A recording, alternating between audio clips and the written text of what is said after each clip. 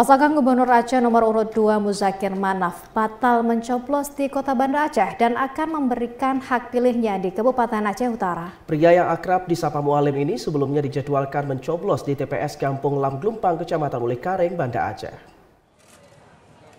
Hingga jadwal pemilihan pada Rabu pagi, hanya Marlina Usman yang tampak menggunakan hak suaranya di TPS yang berlokasi di ST 56 Banda Aceh. Marlina Usman tiba di TPS sekitar pukul 10 waktu Indonesia Barat, didampingi asisten rumah tangga dan kedua putra maupun putrinya yang ikut memilih. Kepada wartawan, Marlina menyampaikan alasan tidak hadirnya bersama Muzakir Manaf atau Mualim di TPS.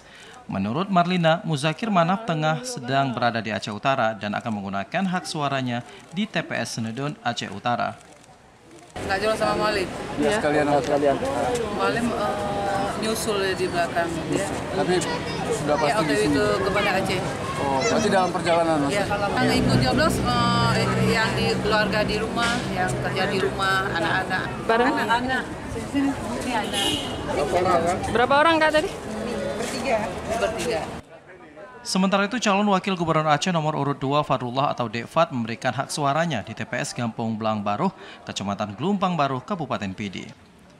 Tim Liputan TVRI melaporkan.